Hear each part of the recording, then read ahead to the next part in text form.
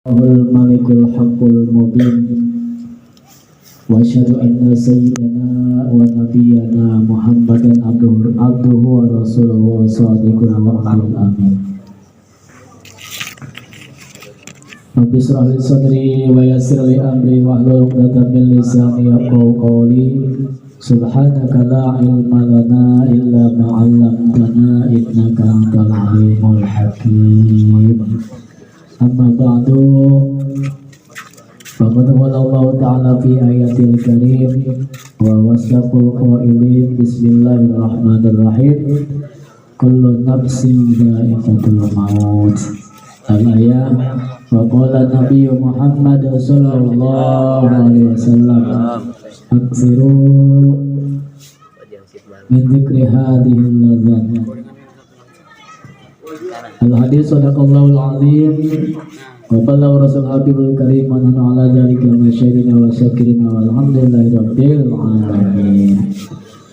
Yang sama-sama kita hormati para alim ulama, para asatidz, khusus yang saya hormati Ustaz Satrudin, Ustaz Mujib selaku sahibil wilayah Gang apa ini?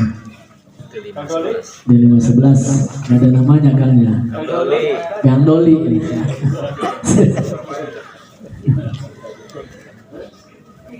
Dan Ustaz Hasan dan ustaz-ustaz yang lainnya yang saya tidak bisa sebutkan nama satu persatunya. Kita doakan mudah-mudahan para alim ulama, para guru kita, para asatidz berikan panjang umur, sehat walafiat, murah rezeki, dan dibarokahkan di dunia wal akhirah. Amin ya rabbal alamin. Al-Mufadol, Bapak keluarga kita, Bapak Suwana Prayogo dan jajarannya, kita doakan mudah-mudahan beliau panjang umur, sehat walafiat, dan diberikan keberkahan rezekinya dan berkah keluarganya dan barokah di dunia wal akhirah. Amin ya rabbal alamin. Sahibil bait yang saya hormati Bapak Mukarrahman sekolah besar, mudah-mudahan beliau panjang umur, diberikan kesabaran, ketabahan, kekuatan iman atas musibah yang menimpanya, dan cepat diberikan lagi momongan yang sesuai dengan keinginan beliau dan istrinya. Dan mudah-mudahan rumah tangganya sakinah mawaddah warahmah. Amin ya rabbal alamin. Para jamaah tahlil yang saya hormati dan Allah muliakan, mudah-mudahan semuanya diberikan keberkahan di dunia wal akhirah. Mari kita sama-sama ungkapkan rasa syukur kita kepada Allah Subhanahu wa taala dengan terus-menerus, yaitu melantunkan kalimat hamdalah alhamdulillahirabbil alamin. Mari kita bersolawat kepada baginda Nabi besar Muhammad sallallahu alaihi wasallam dengan membacakan, melantunkan Allahumma sholli ala sayyidina Muhammad wa ala ali sayyidina Muhammad. Mudah-mudahan kita semua dijadikan umat beliau, umat yang beristimewa sehingga kelak nanti mendapatkan syafaatnya yaumil qiyamah. Amin ya rabbal alamin. Malam ini ya, acara doa bersama untuk Ananda Abbas Muhammad Ja'far bin Bapak Mukarrahman. Ini malam yang ke-7 ya. Alhamdulillah kita bisa menghadiri ya, acara doa bersama. Mudah-mudahan langkah demi langkah semuanya dibalas Allah Subhanahu wa taala dengan berlipat-lipat keberkahan. Amin ya rabbal alamin. Hadirin yang saya muliakan, saya di sini insya Allah ya akan tausiah ala kadarnya ya, yang penting ada ngajinya ya, agar berkumpulan kita ini mendapatkan berbagai pahala daripada Allah Subhanahu wa taala. Pertama, pahala daripada kita kumpulnya doa bersama. Yang kedua pahala ngaji, yang masya Allah ngaji lebih besar lagi pahalanya, ya, sehingga napasnya kita ini dibayar oleh Subhanahu wa Ta'ala. Insya Allah saya akan menjelaskan tentang yang kematian.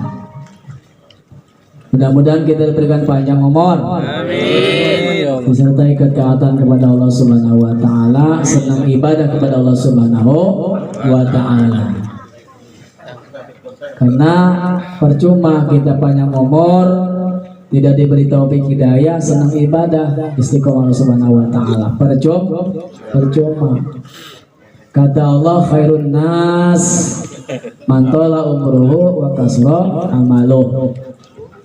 Sebaik-baiknya manusia, kata Nabi, sebaik-baiknya manusia yaitu yang diberikan umur panjang dan amalnya banyak, ya, umurnya panjang sampai aki-aki dan juga amalannya banyak, ya. Itu semakin tua semakin rajin ibadahnya, rajin baca Qur'annya, rajin tolab ilmunya, rajin ke masjid, rajin berjamaah. Itu panjang umur, itulah umur yang diridhai Allah Subhanahu wa Ta'ala. Insyaallah husnul khatimah. Amin. Mudah-mudahan kita berikan panjang umur yang husnul, yang banyak amalnya, ya. Wa syarrun nas man tala umruhu wa qala amalun. Jadi seburuk-buruknya manusia yang diberikan umur panjang oleh Subhanahu wa Ta'ala tetapi sedikit amalnya, ya, diberikan umur panjang sudah aki-aki, bukannya di masjid malah kapleh. Innalillah. Apa Ustaz cuman ini doang sih, apa namanya, RT-an lah, RT-an tetap pengangguran namanya itu, ya, menghamur-hamur waktu yang tidak bermanfaat, ya. Jadi kalau yang umurnya yang tua itu 40 tahun ke atas, itu yang dikatakan tua. Jadi perubahan manusia itu kalau sudah umur 40 tahun itu disitulah perubahan manusia, ya. Kita harus merubahnya. Jangan kayak kanak-kanak melulu, ya, kayak ABG umur 40 tahun kayak ABG, ya. Kita harus mawas diri lah. Kalau kita udah umur 40 tahun bahkan ke atas, itulah kita harus deketin masjid, ya, deketin majlis taklim. Itu karena udah bawa tanah kalau segitu, Mas. Ya, gitu. Karena kita kalau sudah meninggal, udah mati, tidak bisa ke dunia lagi. Banyak yang menyesal, gitu. Insya Allah di sini akan menjelaskan tentang melepaskan pakaian mayit. Ketika ada yang meninggal, ya, maka kita harus melepaskan pakaian mayit yang nempel di badannya. Harus itunya, walaupun dia presiden, ya, atau orang kaya, tetap ketika meninggal wajib dilepas pakaiannya. Cuman kalau melepas pakaian katanya alon-alon, ya, pelan-pelan. Karena mayit ngomong tapi tidak kedengaran. Kalau kedengaran bukan mayit, ya. Jadi kata si mayit, kata ruhnya itu ngomong, gitu, ya, kalian kalau melepas pakaian saya pelan-pelan, sakit. Kalau kita buru-buru melepas pakaian mayit itu kerasa pedih katanya, ya, ruhnya pedih. Jadi dilepas pakaiannya. Walaupun itu orang kaya, walaupun siapapun, itu wajib dilepas pakaiannya. Kemarin zaman corona mah tuh banyak yang gak lepas itu. Gak berani melepas pakaiannya. Dibungkus saya pakai plastik. Innalillah, masya Allah ya. Untung kita masih hidup namanya. Lewat zaman corona ya. Oh, kalau Pak Jailani meninggal pas corona udah Pak itu diperban itu. Ya dilakban pokoknya. Makanya syukuri Pak Jailani. Gimana cara syukurin? Rajin ke masjid. Ya. Alhamdulillah ini panjang umur kita nih. Sehingga yang namanya corona yang ditakutkan manusia, ya hampir semua takut sama corona itu, bukan takut sama Allah ini. Jadi alhamdulillah kita selamat ya. Alhamdulillah panjang umur Gusti Allah yang memberikan kesempatan kepada kita sehingga kita bisa kumpul lagi ya lah di sini. Alhamdulillah. Ya. Karena ngeri kalau lihat kemarin ya Allah, masya Allah, yang dikubur dilempar-lempar kayak bangkai ayam, dibungkus pakai plastik. Innalillah. Mudah-mudahan kita doakan semuanya husnul khatimah. Amin ya rabbal alamin. Ya, dilepas pakaiannya itu wajib. Ya. Kecuali yang meninggalnya kebakar. Yang memang kalau kebakar itu pakaiannya kalau dilepas maka locot kulitnya. Itu tidak diharuskan. Ya. Yang menempel di badannya tidak boleh, yang kebakar itu dilepas. Ya, karena kalau dilepas tadi ikut kulitnya karena kebakar. Yang penting yang jangan itu aja, yang jangan nempel baru bisa digunting apa ya. Gitu. Gitu dong. Tetapi khususnya bagi Nabi Muhammad SAW, Kangjeng Nabi ketika wafat, ketika meninggal, ini tidak dilepas pakaiannya. Itu khususnya namanya. Khususnya bagi Nabi besar Muhammad SAW. Yang mana diceritakan al-awaan Aisyah radhiyallahu an qalat lamma aradu Qaslan Nabi sallallahu alaihi wasallam qalu wallahi ma nadri nujarrid Rasulullah sallallahu alaihi wasallam kama nujarrid mautana amla. Jadi daripada Aisyah radhiyallahu an bahwa ketika lama arodu, ketika mereka ya ketika mereka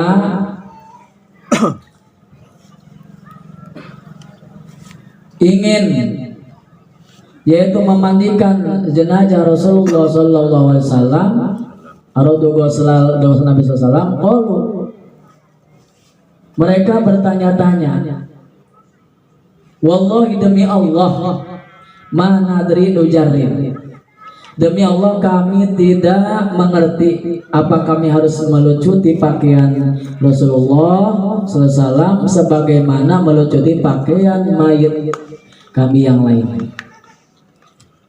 Jadi mereka bingung ketika Nabi meninggal, ya, melihat jasad Nabi yang indah yang mulia, mereka tidak sanggup untuk memegang pakaian Nabi, untuk melucuti pakaian Nabi Muhammad Sallallahu Alaihi Wasallam. Tidak ada yang berani para sahabat di ketika itu, ya, sehingga mereka pada berbicara di situ, pada musyawarah. Jadi sudah menjadi kebiasaan pada masa bagi Nabi SAW, ya, bahwa ketika Nabi hidup semua ada yang meninggal di zaman Nabi, sahabat Nabi itu ketika meninggal pakaiannya dilepas oleh bagian Nabi besar sahabat. Itu sudah kebiasaan, ya. Jadi di zaman baginda Nabi SAW, ya.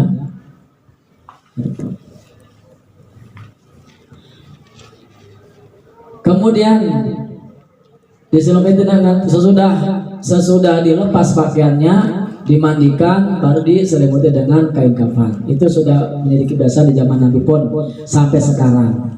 Ya, namun ketika Rasulullah meninggal dunia, para sahabat yang akan memandikan bagi Nabi Muhammad SAW kebingungan, apakah mereka akan melepaskan pakaian Nabi Muhammad ya yang nempel di badannya ketika memandikan. Jadi mereka kebingungan.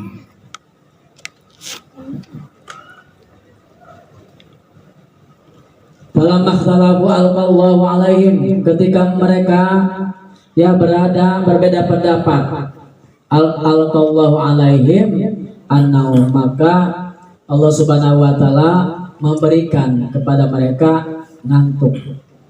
Para sahabat berbeda pendapat, kata yang sahabat yang lain, udah lucuti saja, buka saja, nggak berani, gitu aja. Nah, Allah Subhanahu wa taala memberikan ngantuk kepada mereka, para sahabat. Ketika mereka diberikan ngantuk, maka pada tidur itu para sahabat ketika memandikan Nabi. Tidurnya pun sambil duduk ya, sambil gini duduknya, gaduhnya ke dada. Ya, para sahabat tidur yang dikasih ngantuk Allah Subhanahu wa taala. Ketika pas tidur, ada di samping rumah ada suara tanpa lupa agar memandikan Nabi, tapi tidak melucuti pakaiannya, dengan pakaiannya, dengan pakaian saja dimandikannya, jangan dilucuti pakaiannya. Nah, itu khusus ya bagi Nabi besar Muhammad Sallallahu Alaihi Wasallam. Akhirnya para sahabat ya mendengar, ada yang mendengar dari suara itu, kesimpulannya maka Nabi dimandiin dengan bajunya, tidak dilucuti. Itulah hadirin ya, khususnya bagi Nabi besar Muhammad SAW.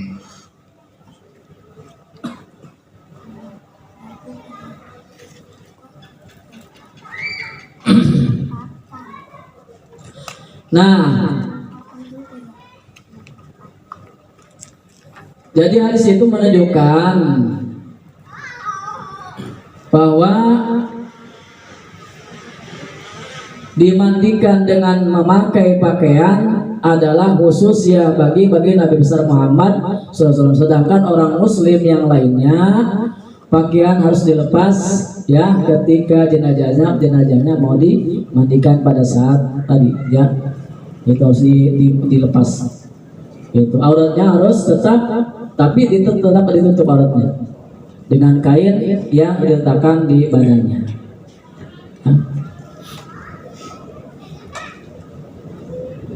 Orang yang memandikan, ketika orang muslim yang memandikan ya orang lain, maka tidak boleh kita memandikan dengan langsung menyentuh kulitnya mayit ya.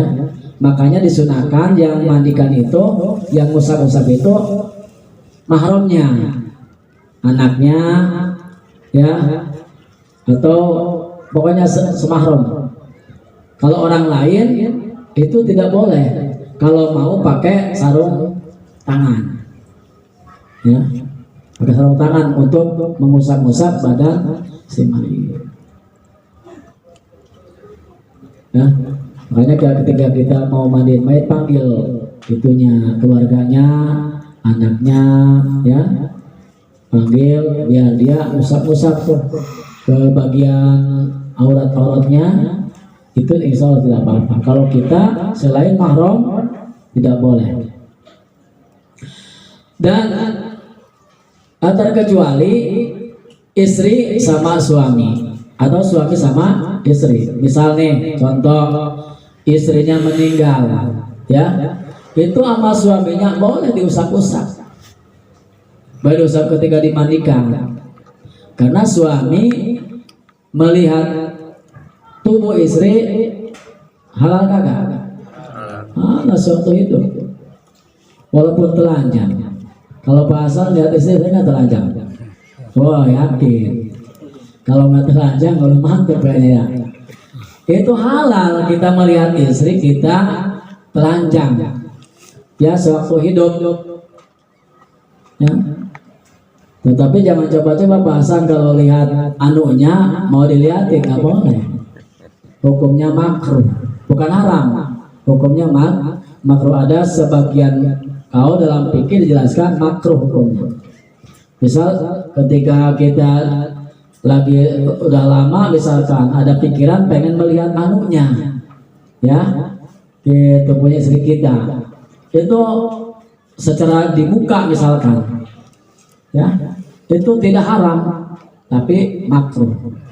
Tapi ada juga di kitab fikih, Fathul Muin kalau nggak salah, itu apa tuh? Untuk mencium itu anunya itu boleh. Ada juga ulama yang mengatakan seperti itu. Ya, di kitab fikih ada. Ya. Nah, halal bagi suami kalau istri meninggal, ya, untuk mengusap-usap atau memandikannya. Diusap-usap, ya, itu halal, nggak apa-apa. Begitupun suami meninggal dipanggil istrinya memandikan terakhir, silakan. Halal, ya. Untuk mahramnya boleh dimandikan, ya, kecuali khususnya tadi Nabi tidak boleh dilucuti pakaiannya. Dan khususnya Nabi dimakamkannya di mana? Di rumahnya. Khususnya Nabi di Madinah kan ada rumah Nabi sama Siti Aisyah, ya. Itu. Jadi antara Nabi, sahabat Abu Bakar, ya, Abu Bakar, sahabat Umar, 3 ya. Nah kayak apa tuh berurutan, ya, berurutan kayak gini gitu. Ini sini Nabi, Abu Bakar, Umar ya, itu. Jadi berurutan. Itu ya. Itu dimakamkannya di rumahnya Nabi, khususnya Nabi. Dan ketika Nabi meninggal, di liang lahatnya itu Nabi dimuliakan kayak di apa tuh dihampar kayak permadani, khusus ya Nabi. Ya, itu. Tetapi kalau selain Nabi, ya, misal nih contoh, kita wasiat misalkan agar dimakamkan di kamar kita, nggak boleh, ya. Selain Nabi tidak boleh memakamkan jenazah di rumahnya. Harus di mana? Di tempat pemakaman. Kalau di sini dibaca di mana, Bro? Iya. Itu khusus bayi apa? Khusus bayi. Kalau yang gede di mana? Oh, jauh. Oh, saja. Ya, walaupun jauh ya harus di bakang di sana. Kecuali kita punya apa tuh tanah sendiri, itu lebih bagus, Mas. Punya tanah sendiri agak jauh dari perkampungan misalkan, ya, atau di pinggir kampung punya tanah sendiri, itu yang bagus, Mas. Tanah sendiri, itu ya. Itu mau dibangun, mau apa, kita mau dipakai, mau misalkan kuburan kita, misalkan mau pakai batu nisan, keramik, gak apa-apa. Tetapi kalau kuburan mayat Muslim, ya, yang dikubur sama-sama di tanah wakaf, tidak boleh dibangun, haram hukumnya, ya. Pakai batu aja, batu nisan aja, nama aja. Kalau pakai nama itu harus, karena takut hilang. Nanti ziarah nggak ada siapa, gitu kan. Kalau ngasih nama batu nisannya itu harus, biar kita mudah untuk ke ziarahnya. Karena takutnya kalau hilang kita pas ziarah mau ziarah orang lain nanti. Ya, gitu. Kalau untuk dibangun dipakai keramik apa, haram hukumnya. Karena itu namanya idha'atul mal, menyia-nyiakan harta, memubadirkan harta. Mendingan kalau punya duit mah dipakai sedekah untuk mayat. Kenapa haram membangun kuburan di tempat wakafan? Karena khawatirnya itu makomnya, tempat kuburnya penuh, banyak yang meninggal, nanti yang lain gak kebagian. Gitu. Makanya di Makkahul Mukarramah tidak ada yang dibangun. dasar dari zona Wahabi gak senang, ya gak senang juga ya, gak senang dengan dibangun dasar mah gak boleh, gak boleh gitu. Jadi dia di Mekah mah makomnya ibunda Rasul juga ya diampar kayak batu itu aja. Terus Syekh Nawawi Tanah Al-Bantani tidak mewah, terkecuali waliullah yang di kita waliullah kan dibangun tuh, itu mah khususnya kalau waliullah orang-orang yang berjasa kayak pahlawan kali waliullah itu tidak apa-apa ya, tidak apa-apa. Jadi ada di kitab fikih itu tidak apa-apa. Kalau kita orang-orang biasa tidak boleh, kecuali di tanah sendiri. Kalau untuk di tanah wakafan tidak boleh dibangun, haram hukumnya ya, haram. Jadi khususnya bagi Nabi tadi ya dikuburkannya di rumahnya, kalau kita tidak boleh. Yang kedua, yang ketiga, Nabi dikuburkannya di yang lainnya kayak dipakai permadani, jadi dimewahkan. Kalau kita tidak boleh kita udah dibuka, sudah mau dibuka pocongnya tuh, ya mukanya, terus dibuka talinya, udah diciumin ke tanah, langsung itu tuh pakai apa? Ya, itu khususnya Nabi. Kalau kita tidak boleh, berarti harus yang kita jalankan sesuai dengan petunjuk agama. Ya, itulah ya diantaranya tausiah tentang pelepasan pakaian yang menempel di mayit. Itu harus kita lepaskan ketika dia meninggal, kecuali khususnya bagi Nabi besar Muhammad SAW. Dan ketika kita kuburkan mayit, itu disunahkan kita mengambil semacam bambu yang masih hidup atau kelapa, dahan kelapa ya, dahan kelapa. Emang dahan kelapa itu ya, apa dahan kelapa itu, dahannya ya, pelepah kelapa ya. Jadi ditancapkan di situ, sunnah. Karena baginda Nabi pun ketika dulu Nabi melewat ke pekuburan dengan para sahabat, ada 2 pekuburan lelaki yang Nabi gak jadi melanjutkan perjalanan karena mendengar siksaan di dalam kubur.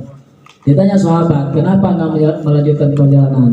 Kata Nabi, tuh di kuburan 2 laki tadi itu ada yang disiksa gara-gara tadi gara-gara yang satu kencing sembarangan, tidak cebok. Itu pekerjaannya sopir biasanya tuh. Awas itu apa ya, kalau kencing cebok ya, dan jangan berdiri, nggak boleh.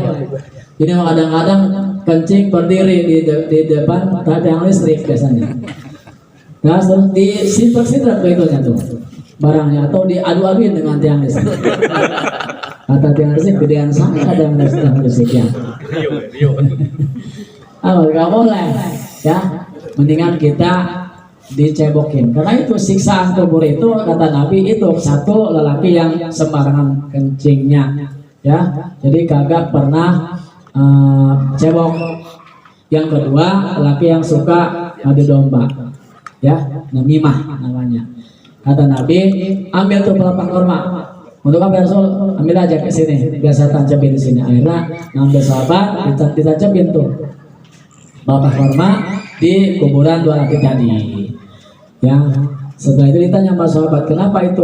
Untuk apa manfaatnya? Itu manfaat untuk mayit, untuk meringankan siksa mayit. Pelepah kurma itu, selagi pelepah kurma masih basah, maka itu terus-terusan baca sholawat, baca istighfar untuk mayit. Itu pelepah kurma.